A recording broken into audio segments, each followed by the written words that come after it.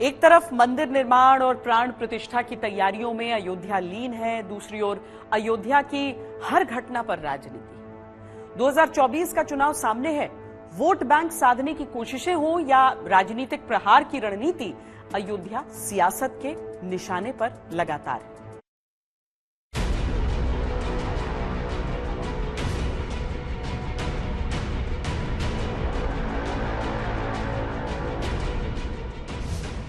प्राण प्रतिष्ठा के कार्यक्रम पर बीजेपी के ड्रामा होने का आरोप है।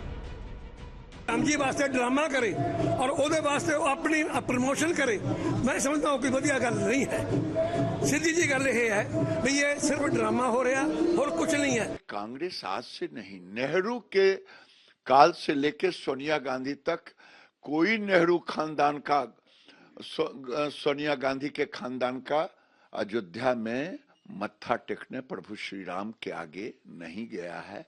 इसीलिए आज तो नैतिक ताकत ही नहीं है कि वो अयोध्या जाए। क्यों जाएगा?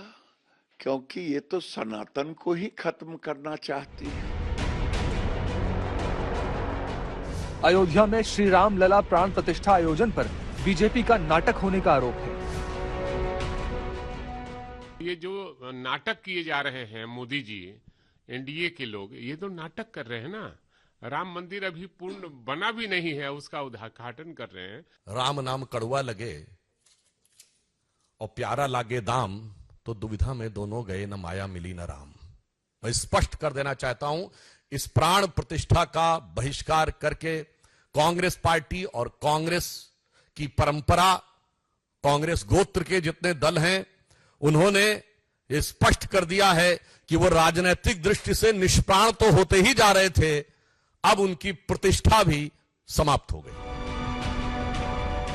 अयोध्या में प्राण प्रतिष्ठा कार्यक्रम पर बीजेपी की नौटंकी का आक्षेप है। আপনারা করছেন করুন না, কে আপত্তি করেছে?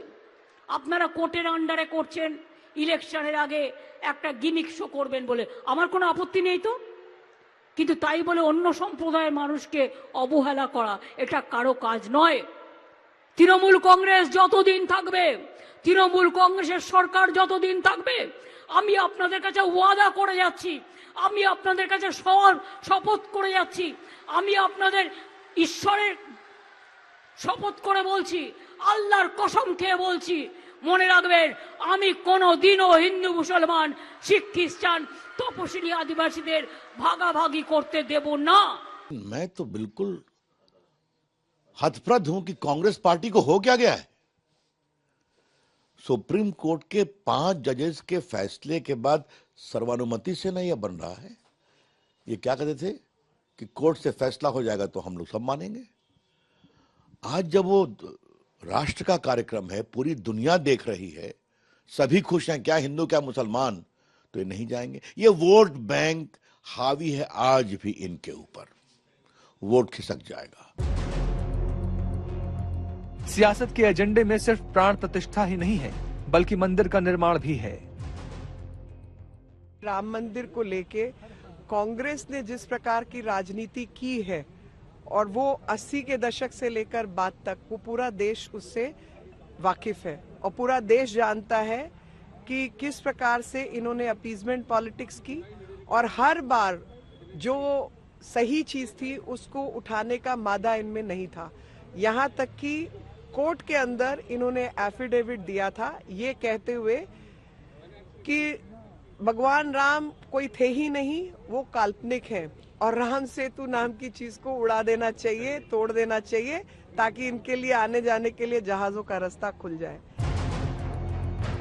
प्राण प्रतिष्ठा कार्यक्रम का विधि विधान भी राजनीतिक अखाड़े में दांव पेचों से जूझ रहा है। देश के चारों शंकराचार्य, हम उनको सम्मान की दृष्टि से देखते हैं। वो हमारे धर्म के अगवा हैं। उन्हीं से बहुत सारी परंपराओं, बहुत सारे धर्म की जानकारी हमें मिलती है। और अगर चारों शंकराचार्य मना कर रहे हैं किसी बात को लेकर के, तो भारतीय जनता पार्टी क्या आरोप लगाएगी उन पे कि वो सनातनी नहीं है। जो आरोप विपक्ष के नेताओं पे लगा रहे हैं, इनका बस चले तो हमारे जो पूजनीय, सम्मानित जो शंकराचार्य जी हैं उन पे भी आरोप लगा सकते हैं। क्या ये कार्यक्रम धार्मिक है? अगर ये कार्यक्रम धार्मिक है तो क्या विधि विधान से हो रहा है, धर्मशास्त्र से कुछ किया जा रहा है? अगर यह कार्यक्रम धार्मिक है तो शंकराचार्य, चारों पीठों के हमारे शंकराचार्य, क्या उनकी सलाह से, उनकी देखरेख से इस कार्यक्रम का स्वरूप तय किया जा रहा है? चारों शंकराचार्य, चारों पीठ स्पष्ट रूप से कह चुके हैं कि एक अधूरे मंदिर की प्राण प्रतिष्ठापन नहीं की जा सकती। अगर यह कार्यक्रम धार्मिक नहीं है तो यह कार्यक्रम राजनैतिक है। राजनीति में ये बयान हर किसी की जुबान पर रहता है कि राजनीति और धर्म दोनों अलग रहने चाहिए, लेकिन धर्म में राजनीति और राजनीति में धर्म का ये नया सीजन चल रहा है, जिसकी पृष्ठभूमि में अयोध्या का राम मंदिर है। अयोध्या में श्री राम जन्मभूमि पर राम का मंदिर बनना हर राम भक्त के लिए और हर वो व्यक्ति के लिए जो कि एक दूसरे के धर्म के प्रति प्यार करता है, सम्मान करता है, उसके लिए सम्मान का विषय है। आप जो है वो फिर से उसमें कुछ ना कुछ कमनल कीड़ा डालने की कोशिश करोगे, और ये कमनल कीड़ा डालने की कोशिश ये कभी भी राम मंदिर के समाधान के पक्ष में नहीं रहे, बल्कि उसके व्यवधान कैसे पैदा हो उसकी कोशिश करते रहे। अब तो मोदी जी के युग में समाधान हो गया, तो फिर कोई व्यवधान डालो। उत्तर प्रदेश कांग्रेस कमेटी 15 तारीख को सारी कमेटी, वहां के तमाम नेता जनरल सेक्रेटरी इंचार्ज के साथ अयोध्या दर्शन के लिए जा रहे हैं, तो किसी पर कोई पाबंदी नहीं है।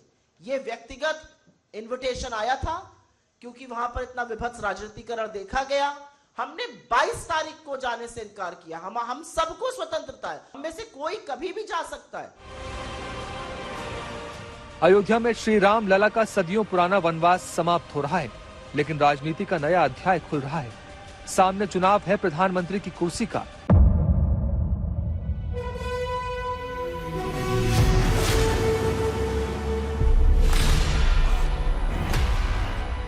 मुद्दों का मैदान, तर्कों पर घमासान। क्या बताना चाहते हैं देश को? किससे किसकी ठनी, किसने दी किसे पटखनी, क्या सच है जिसको छिपाने की कोशिश। खबरों की दुनिया का सबसे बड़ा अखाड़ा दंगल देखे मेरे यानी चित्रा त्रिपाठी के साथ रोज शाम 5 बजे सिर्फ आज तक पर।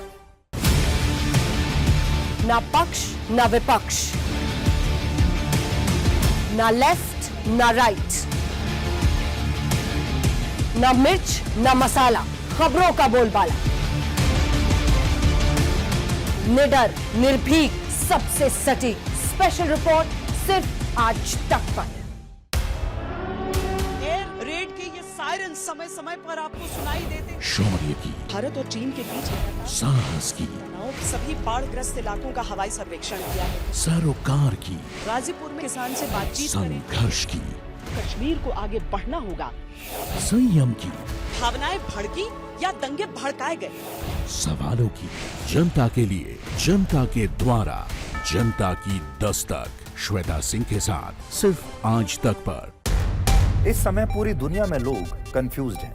वो समझ नहीं पा रहे हैं क्या सही है क्या गलत है, क्या सच है क्या झूठ है, और ये स्पष्टता हम आपको अपने इस नए शो में देंगे। सब कुछ ब्लैक एंड व्हाइट में बताएंगे। इस शो में मेरे बालों के अलावा कुछ ग्रे नहीं होगा। हर खबर ब्लैक एंड व्हाइट की तरह बिल्कुल स्पष्ट होगी।